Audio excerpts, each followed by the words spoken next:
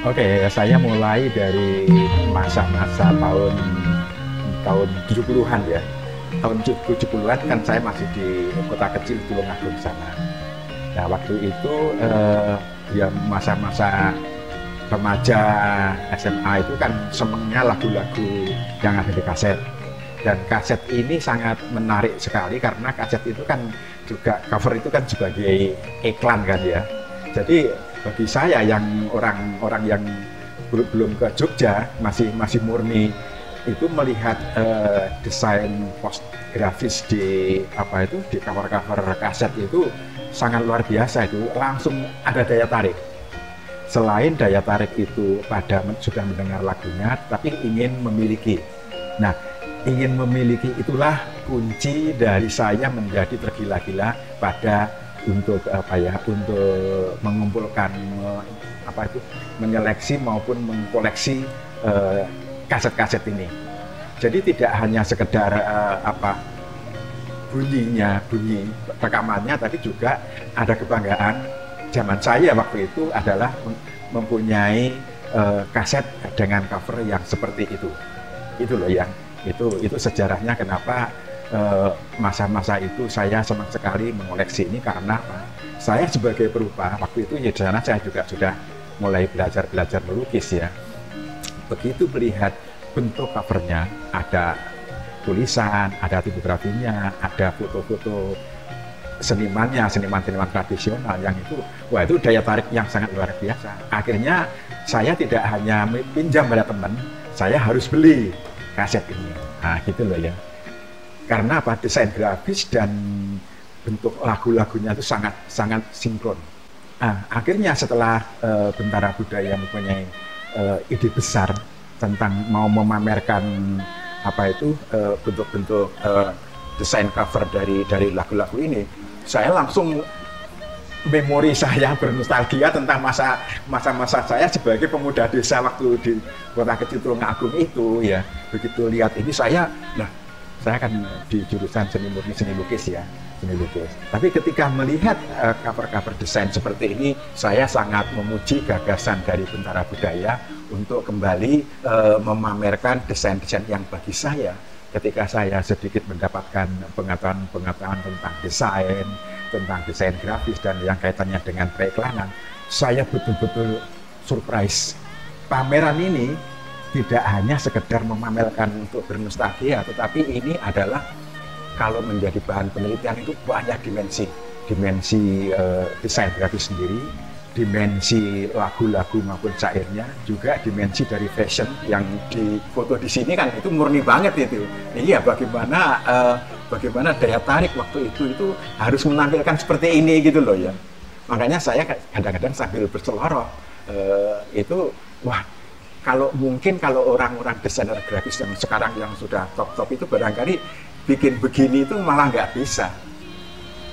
Nah, akhirnya saya begitu melihat ini dan ada rencana Bentara Budaya mau memamerkan ini, waduh saya sangat, ini adalah suatu kecerdasan.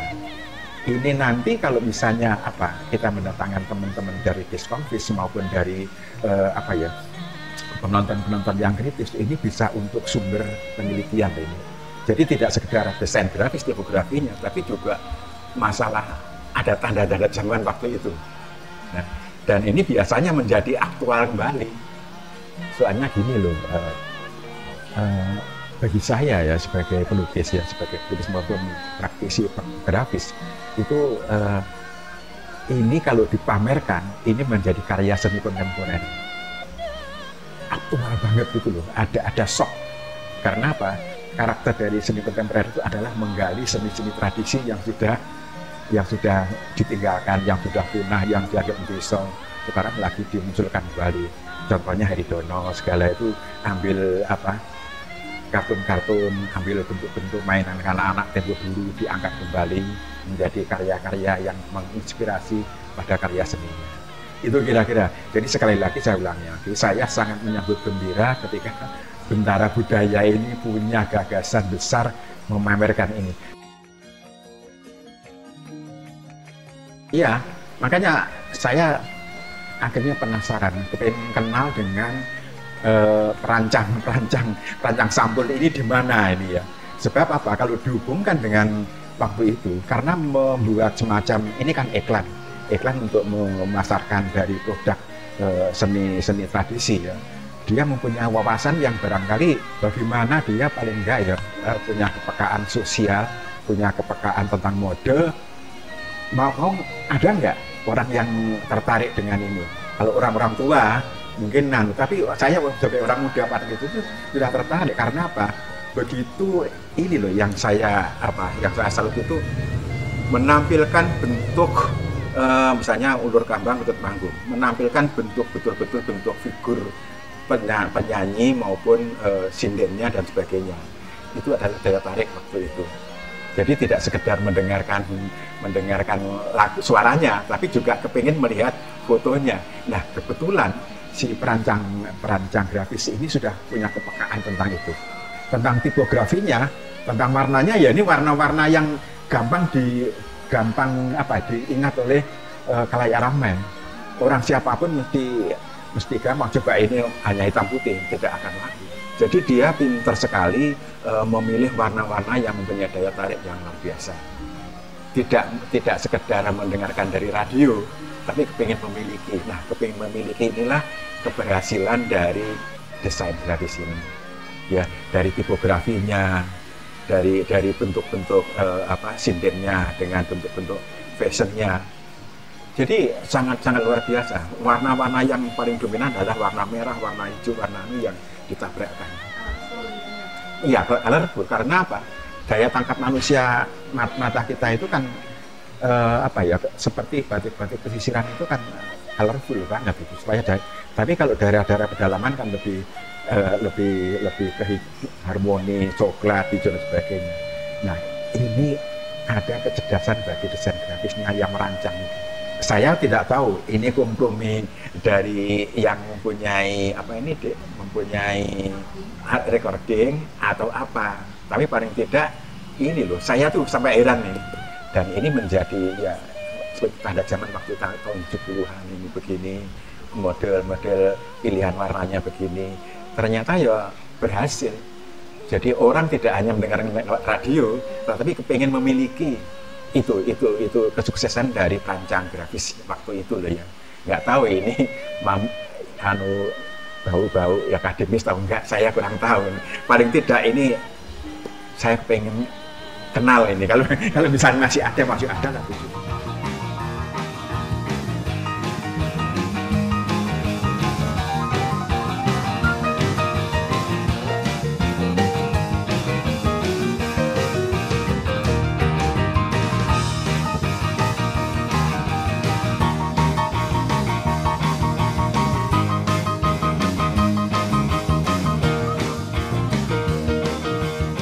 Tinggal pertama namanya Well. Sejak kapan koleksi kaset? Kaset itu sebenarnya saya tidak koleksi, tapi banyak jualnya. Ada beberapa yang saya senang saya koleksi juga. Itu sejak, kalau saya belum lama sih, setelah gempa 2006, 2007 jadinya. Keinginan untuk berkecimpung dalam dunia kaset apa kira-kira?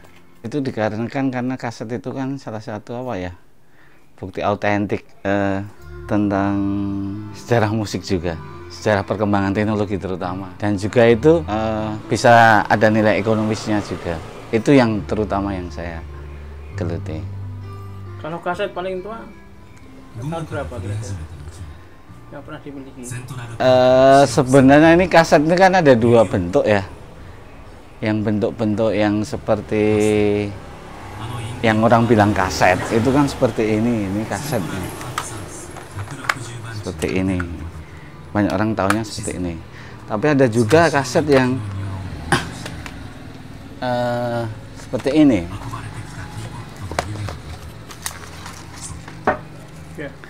Ini juga untuk musik juga. Ini kan kalau ini berkembang tahun 60 terutama.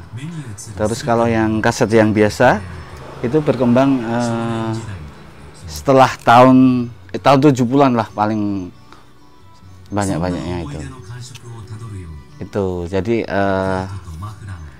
dan ini alatnya juga berbeda. Kalau ini kan dinamakan reel tape karena bentuknya reel gitu kan, bisa untuk.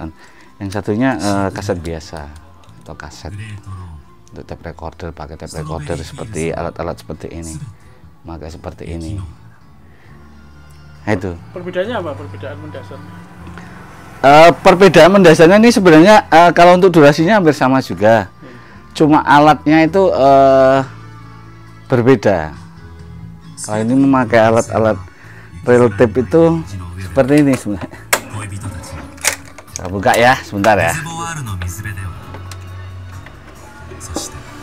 Nah ini seperti ini.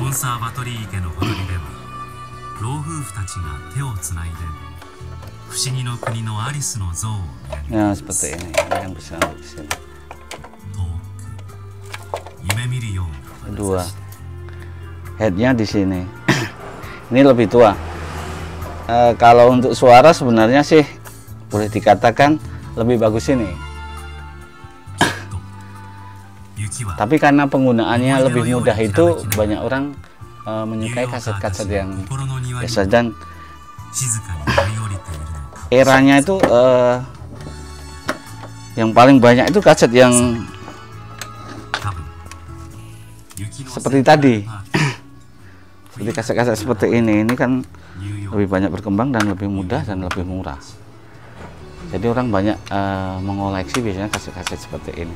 Kalau sekarang kan yang kaset hampir nggak ada yang ini ya, jual. Nggak ada yang jual sama sekali ya, betul. Terus perkembangannya gimana kalau teman-teman itu, kalau penggemar kaset atau penghobi kaset? Penghobi kaset itu paling kebanyakan mereka mencari di loak-loak ya, atau di tempat toko-toko lama yang dulu sempat jual kaset, tapi setelah karena perkembangan terus udah nggak ada. Biasanya mereka juga masih ada stok, tapi kebanyakan mereka mencari di loak-loak atau di acara-acara yang diadakan para penggemar kaset sendiri gitu. Untuk alat ininya, tape-nya itu masih ada nggak itu? Kalau untuk tape itu sejak tahun 2000-an sudah hilang lah, yang beli di toko ya. Tapi untuk yang kalau di luar masih ada terus itu. Dari berbagai merek juga. Rata-rata yang membeli itu dari mana? Ini kebetulan karena pembelinya itu banyak yang anak muda malah.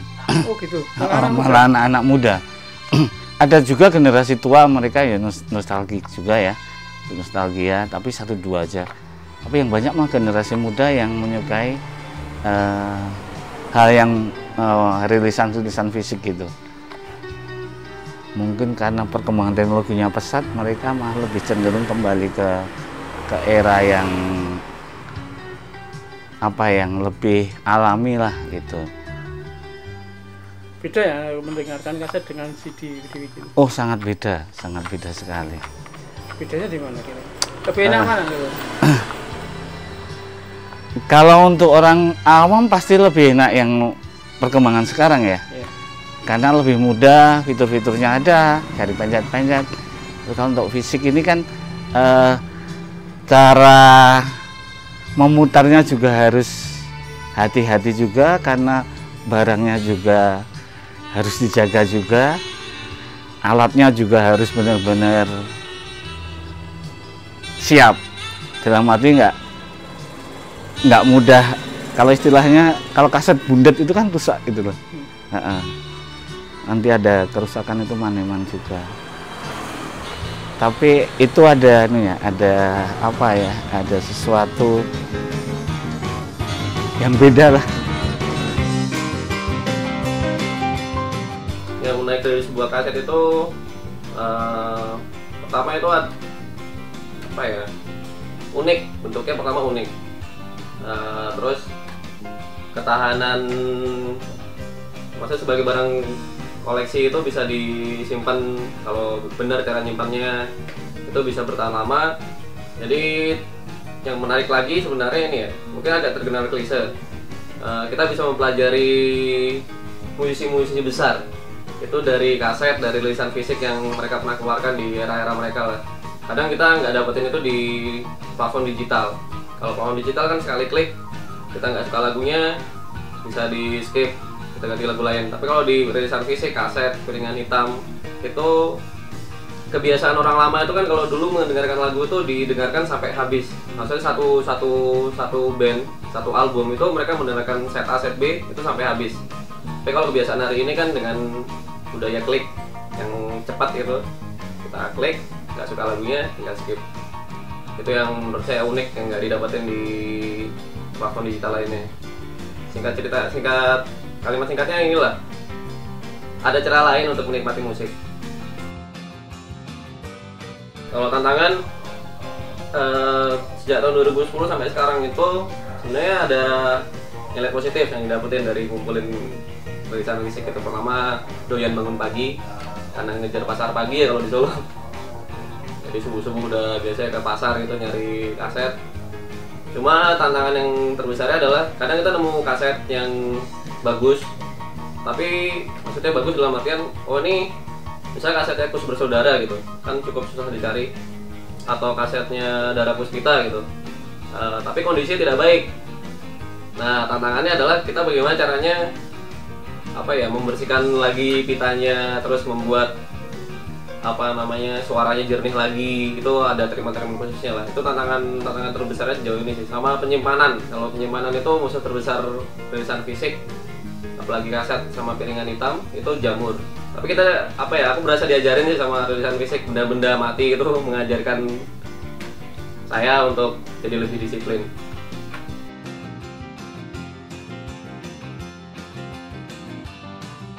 Kalau saya pribadi sudah pernah merilis beberapa kaset. Jadi ada musisi-musisi kawan-kawan musisi di Kota Solo. Ada 4. Ada 5. Yang terakhir itu band Teori. Itu saya rilis lah. Maksudnya itu salah satu kegiatan sih. Ketemu kawan-kawan musisi. Terus ternyata mereka juga baru tahu ternyata ada ya yang ternyata masih ada gitu anak. Kalau bisa dibilang anak muda gitu yang masih suka ya sama kaset kayak gitu. Terus mereka ada komunikasi 2 arah lah. Mereka bertanya, aku menjawab, dan begitu pun aku bertanya, mereka menjawab seputar kaset gitu. Maksudnya ini masih bisa dijadikan, yang bisa dijual gitu lah. yang bisa dijual, terus atau mereka tantangannya seperti itulah, apa ini masih laku, masih ada nggak sih yang nyari kalau kita keluarin rilisan fisik seperti itu. Ternyata selama saya rilis beberapa kawan band itu terbukti sih ada yang beli dan habis.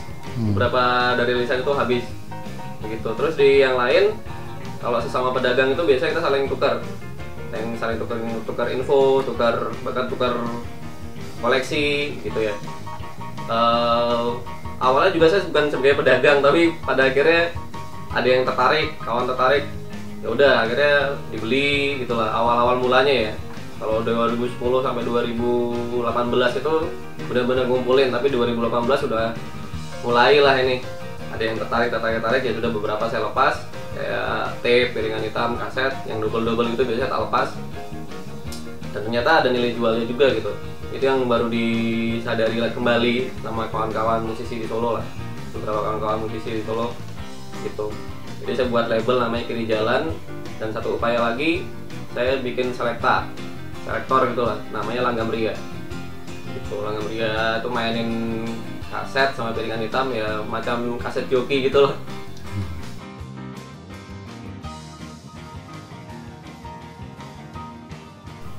Kalau dari sang fisik itu hari ini itu lebih ke arah benda koleksi sebenarnya. Jadi kalau berkaitan sama musisi gitu, sebenarnya orang mengumpulkan kaset, piringan hitam atau apapun yang bentuknya fisik, merchandise band kayak gitu, itu kan sebenarnya orang itu karena suka sama musisinya kan. Jadi dalam bentuk apresiasinya itu mereka membeli album fisiknya, mereka membeli merchandise bandnya seperti itu. Nah itu juga apa ya, bisa disadari, mungkin kawan-kawan musisi bisa menyadari itu, musik kalian itu bisa dinikmati tidak hanya musik ya, ternyata bisa dinikmati secara merchandise, bisa dinikmati secara album fisik seperti itu. Jadi mulai hari ini tuh band-band hari ini, khususnya di kota Solo ya, itu mulai terbuka. Ternyata kita kalau mau distribusi musik itu tidak melulu melalui melalui digital, tapi kita juga bisa melalui hal-hal yang bersifat konvensional kayak gitu, dan mungkin bisa dijadikan salah satu barometer musik kawan-kawan tuh sudah sampai sejauh mana. Jadi ketika ada orang membeli, mengapresiasi kalian, itu bukan cuma mendengarkan lagu karya kalian, tapi ketika mereka udah rela mengeluarkan uangnya untuk membeli tulisan fisik atau merchandise kalian, itu berarti orang yang mendengarkan musik kalian itu sudah melakukan lebih untuk karya kalian.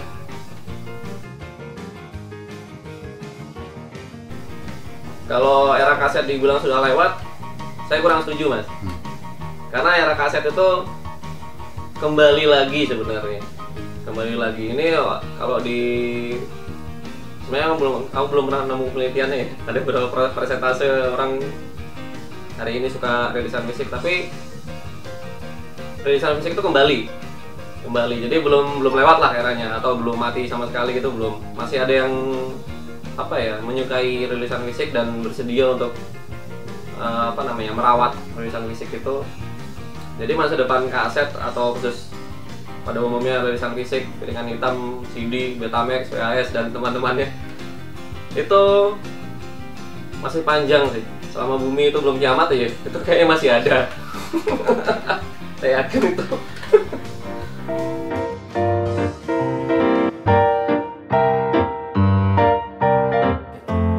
Oh ya, yang ganti itu kan anunya mas. Kalau bagi kami yang itu ya kita tetap suka kaset. Ya, mestinya bagi kami bukan nggak ganti ya mas ya. Jadi kita menikmati kaset, kemudian CD, kita juga menikmati CD, kemudian yang sekarang pakai USB itu ya kita masih bisa, kemudian YouTube ya, tapi cuma ya anunya kembali seumuran kita. Nah kalau bagi kami atau saya ya kaset yang paling mengena.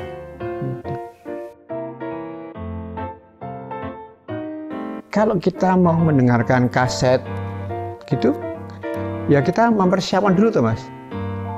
Jadi kita ambil kaset itu, kita pilih mana gitu.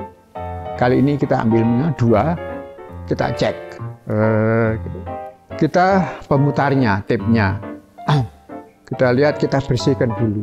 Nah kemudian baru kita dengarkan. Nanti kalau ada asalnya kita sampai kita memang mendengarkan yang bagus, kita puter, biasanya kita puter ke sana, kita balik lagi ke sana. Kaset itu juga kayak orang Mas, dia perlu dipijiti, nah gitu Mas. Tuh kalau sudah ini kebanyakan kaset kita kan gitu ya. Jadi kaset ada beberapa kualitas, tapi yang kualitas terbanyak itu perlu gitu. Nah kalau sudah gitu dicoba lagi, biasanya enak. Suara analog yang paling bagus ya dari kaset. Saya pernah diskusi, bukan diskusi, tanya ya sama Mas, ini Mas, kok lupa, udah tua ini. Ada Mas Butet yang Mas Jaduk waktu ini. Mas, kok sebetulnya apa sih bedanya? Kok bagi saya kok tetap saya lebih menyukai analog, terutama kaset-kaset ini. Ya dengan syarat tentunya kasetnya juga baik, gitu, masih bagus, walaupun kaset itu lama dan dari kualitas yang biasa-biasa ya, tapi masih bagus. Pemutarannya juga baik, gitu. Nah, beliau tuh menerangkannya kayak gini, iya memang sebetulnya nggak ada bedanya, dan itu saya setuju, nggak ada bedanya. Terus sama dengan darah merah dan darah putih. Kalau yang waktu itu CD itu jernih, tapi kalau yang ini tuh analog tuh, kaset itu lebih kaya.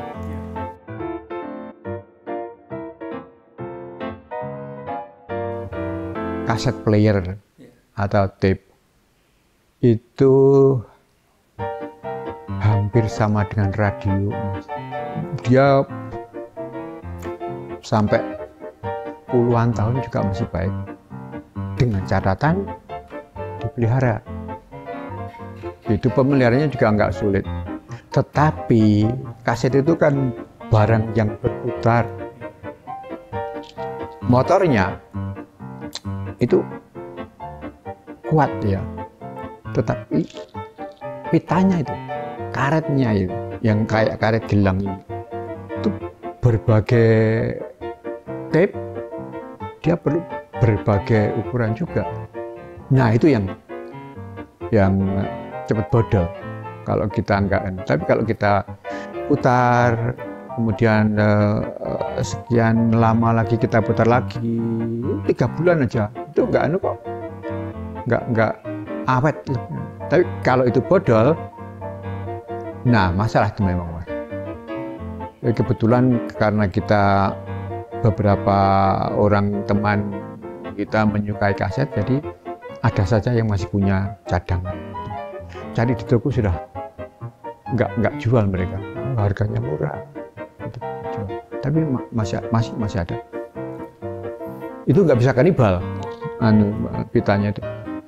Karena kita mencintai kaset, karena kita menikmati suaranya itu, ya apa yang kita punya kita pelihara. Nanti kalau perlu ya kita tuker-tukeran. Artinya jalan saja itu, kalau memang kemudian mentok nggak bisa kita mendapatkan gantinya, misalnya rusak, ya sudah, ya nggak usah kecewa. Tapi rasanya kita mau buat rekaman lagi masih bisa, ya. Masih ada, saya tahu masih ada toko yang menjual pita. Jadi tantangannya ya, kita kan bukan barang baru, jadi memelihara itu jangan kecewa, tapi optimis saja, nanti akan jalan terus.